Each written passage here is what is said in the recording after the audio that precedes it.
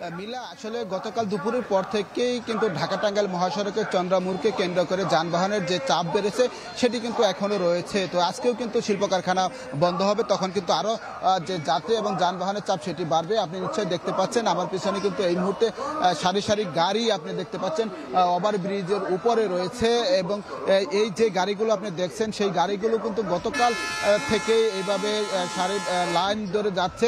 এখনো কিন্তু বেশ কয়েক কিলোমিটার জুড়ে গাড়ির যে লম্বা লাইন সেটি রয়েছে।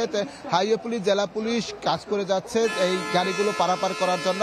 আমরা যেটি দেখেছি গতকাল থেকে কিন্তু বেশ কয়েকবার পুলিশ কালিয়াকৈর বাইপাস এলাকাতে গাড়ি বন্ধ করে দিয়ে শুধু একমুখী গাড়ি চলাচল করেছে। আজকে সকালবেলা বেশ কয়েক ঘন্টা একমুখী গাড়ি চলাচল করছে, অর্থাৎ চন্দ্রামুর পারাপারের অপেক্ষায় যে গাড়িগুলো রয়েছে সেই গাড়িগুলো পারাপার করার চেষ্টা করছে। অর্থাৎ এখনো কিন্তু আসলে কালিয়াকৈর এলাকাতে আবার কিছুক্ষণ আগে ব্যারিকেড দিয়ে শুধু একমুখী যান চলাচল করছে, যে কারণে ঢাকামুখী এই মুহূর্তে কিন্তু কোনো গাড়ি আসলে প্রবেশ করছেন না।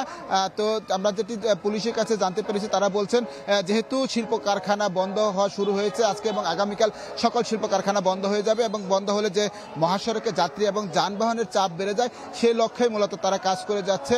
সিসিটিভি ওয়াচ টাওয়ার সহ ড্রোন দিয়ে পর্যবেক্ষণ করছে।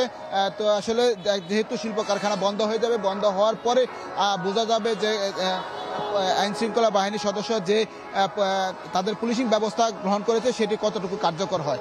এখন পর্যন্ত এই ছিল এখান থেকে সর্বশেষ খবর। মিলা। রফিক, আপনাকে ধন্যবাদ। এবার ঢাকা টাঙ্গাইল মহাসড়কের খবর জানাতে আমাদের সাথে যুক্ত হয়েছেন সহকর্মী মাসুদ রানা। মাসুদ।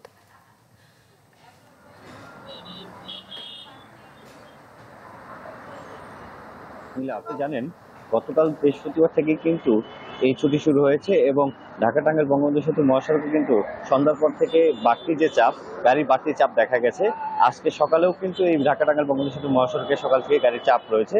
এবং আপনাকে একটু জানিয়ে রাখি, আজ সকাল 6টার দিকে এই ঢাকা টাঙ্গাইল বঙ্গবন্ধু মহাসড়কের পৌলি যে এলাকাটি রয়েছে সেখানে কিন্তু একটি সড়ক দুর্ঘটনা হয়। সেই সড়ক দুর্ঘটনার পর থেকে কিন্তু এই যে উত্তরবঙ্গগামী যে লেনটি রয়েছে এই লেনে ধীরগতি দেখা দেয় এবং এই ধীরগতি প্রায় কয়েক ঘন্টা ধরে চলছে।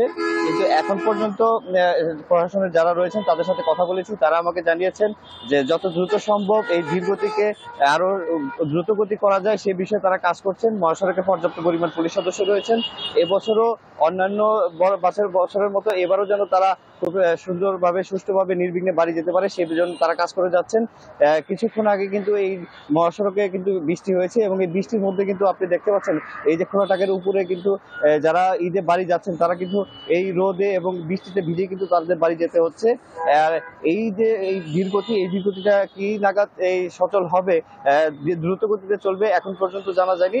তবে এই দ্রুত গতির যে আপনি যদি কিলোমিটার হিসাব করি তাহলে এলাঙ্গা থেকে টাঙ্গাইল রাবনা বাইপাস পর্যন্ত প্রায় 7 থেকে 8 কিলোমিটার অংশে কিছু জায়গায় থেমে থেমে এই চলছে, আবার কিছু কিছু জায়গায় দাঁড়িয়ে আছে। এইভাবেই সকাল 7টার পর থেকে কিন্তু এই গাড়ি যানবাহনগুলো চলাচল করছে। এছাড়াও এখানে যে সকালে কিন্তু যে দুর্ঘটনার কবলিত গাড়িগুলো ছিল সেগুলো সরিয়ে নেওয়ার পরেও কিন্তু এখন পর্যন্ত যে মহাসড়কের অবস্থা তাতে মনে হচ্ছে যে কোনো সময় এই যে ধীরগতি রয়েছে তা যে কোনো মুহূর্তে সচল হবে বলে জানি। মাসুদ রানা, আপনাকে ধন্যবাদ। আমরা এবার মুন্সিগঞ্জ ও মানিকগঞ্জ থেকে আমাদের প্রতিনিধিদের একটু সংযুক্ত করতে চাই। শুরুতেই চলে যাচ্ছি মুন্সিগঞ্জে, সেখানে ঢাকা মাওয়া এক্সপ্রেসওয়ে ও পদ্মা সেতু এলাকার খবর জানাতে যুক্ত হয়েছেন সহকর্মী শুভ ঘোষ। শুভ। মিলা, আসলে ঈদের ছুটির প্রথম দিনেই কিন্তু লাখো মানুষের ভিড় কিন্তু এখন পদ্মা পারে। আমরা সকাল থেকে মাওয়া প্রান্তে দেখেছি যে আমার পেছনে আপনি দেখতে পাচ্ছেন যানবাহনের একটি দীর্ঘ সারি রয়েছে। এটি কিন্তু কয়েক কিলোমিটার এলাকা জুড়ে কিন্তু যানবাহনের এই দীর্ঘ সারিটি এখনো বেলা বাড়ার সাথে সাথে অব্যাহত আছে এবং সেতু কর্তৃপক্ষ যেটি বলছে যে তারা 60টি টোল বুথে প্রতি 3 সেকেন্ডে কিন্তু এক একটি যানবাহনের টোল আদায় করছেন। তবে তাদের যে ক্যাপাবিলিটি রয়েছে সেই অনুযায়ী কিন্তু তাদের যানবাহনের চাপ অনেকটা বেশি রয়েছে, যে কারণে যানবাহন পারাপারে বা টোল দিয়ে সেতু অতিক্রমে কিছুটা ধীরগতি রয়েছে।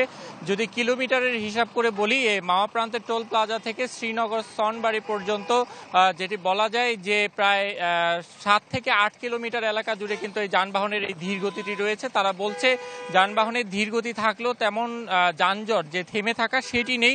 তারা চেষ্টা করছেন দ্রুত সময়ের মধ্যে ঈদযাত্রায় বাড়ি ফেরা মানুষের যে যাত্রা সেটি নির্বিঘ্ন করতে সব ধরনের ধরনের প্রস্তুতি তারা নিয়েছেন এবং সেই প্রস্তুতি থেকেই তারা চেষ্টা করছেন ঈদযাত্রাটাকে নির্বিঘ্ন করার। তবে আইন শৃঙ্খলা বাহিনী যেটি বলছে যে ঈদের ছুটির প্রথম দিনেই গার্মেন্টস সহ সরকারি বেসরকারি সকল প্রতিষ্ঠান ছুটি হয়ে যাওয়ার কারণে সব মানুষ কিন্তু আগেই আসলে বাড়ির পথে রওনা দিয়েছে এবং ঈদে যারা বাড়ি ফিরছে সকাল থেকে এমন বেশ কয়েকজনের সাথে আমরা কথা বলছি, তারা বলছেন যে অনেকটা আগেই বাড়ি ফেরার কারণ হচ্ছে তারা পরিবারের সাথে ঈদের আনন্দ ভাগাভাগি করবে, এটি যেমন প্রথম বিষয়। অন্য দিক থেকে গ্রামে ফিরে পশু কোরবানির যে গরু সেটি কেনার জন্য অনেকে পরিবার স্বজনকে নিয়ে আগেই চলে যাচ্ছেন। হঠাৎ এই কারণেই যে স্বাভাবিক সময়ের যে চাপ থাকে ঈদের সময়তে তার 4 থেকে 5 গুণ ভিড় কিন্তু এখন রয়েছে এবং সেতু কর্তৃপক্ষ বলছে যে 4 ঘন্টায় প্রায় 40 থেকে 50 হাজার যানবাহন কিন্তু ইতিমধ্যে।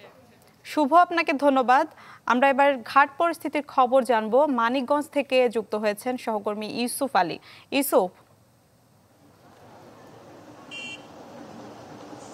মিলা ঈদের দিন যত ঘনেই আসছে কিন্তু মানিকগঞ্জের এই পাটুরিয়া ঘাটে যানবাহন যাত্রী চাপ কিন্তু বেড়ে চলেছে। আমরা ভোর থেকে যেটি দেখছি যে এই ভোর থেকে কিন্তু এই ঘাটে অসংখ্য যাত্রী এবং যানবাহন তার আসছে, বিশেষ করে যে ব্যক্তিগত গাড়ি, প্রাইভেট কার, মাইক্রোবাস, মোটরসাইকেল রয়েছে সেগুলো কিন্তু অসংখ্য আসছে। তবে ঘাট এলাকায় কিন্তু আমরা কোনো যানবাহন যাত্রী ভোগান্তির কোনো চিত্র পাই না। আমি যে একটু পাটুরিয়া 3 নং ঘাটে রয়েছে এখানে যে একটু দেখাই যে একটি ফেরি রৌরব ফেরি নারায়ণগঞ্জ সেটি কিন্তু মাত্রই লোড হয়েছে। সেই গাড়িতে মাত্র 2টি যে ফেরি পারাপাড়া যাত্রীবাহী বাস রয়েছে সেই 2টি বাস উঠেছে আর পুরো ফেরিটি কিন্তু যে ব্যক্তিগত গাড়ি, প্রাইভেট কার, মাইক্রোবাস, মোটরসাইকেল সেটি কিন্তু কানায় কানায় পূর্ণ। তবে ভোর থেকেই এই ঘাটে অসংখ্য গাড়ি, ছোট গাড়ি আসছে এবং যাত্রীরা কিন্তু অসংখ্য আসছে। তবে যাত্রীরা বেশিরভাগ কিন্তু যে লোকাল যে সার্ভিস পাটুরিয়া ঘাট পর্যন্ত যেসব বাস আসে সেসব বাসে কিন্তু তারা এসে ফেরিতে করে নদী পার হয়ে উপার চলে যাচ্ছে। তবে বিআরটিসি তারা বলছে তাদের পর্যাপ্ত সংখ্যক ফেরি রয়েছে। আজকে এই পাটুরিয়া দৌলতে নৌরুটে মোট 17টি ফেরি চলাচল করছে। অপরদিকে যে লঞ্চঘাট রয়েছে সেই লঞ্চঘাটে কিন্তু অসংখ্য যাত্রী রয়েছে। পাটুরিয়া দৌলত এবং আরিচা কাজিরহাট এই দুটি নৌরুট মিলে মোট 33টি লঞ্চ চলাচল করছে এবং বিআরটিসি এবং টিএ তারা বলছে যানবাহন যাত্রীর সংখ্যা যতই বাড়ুক যাত্রীদের কোনো ভোগান্তি হবে না।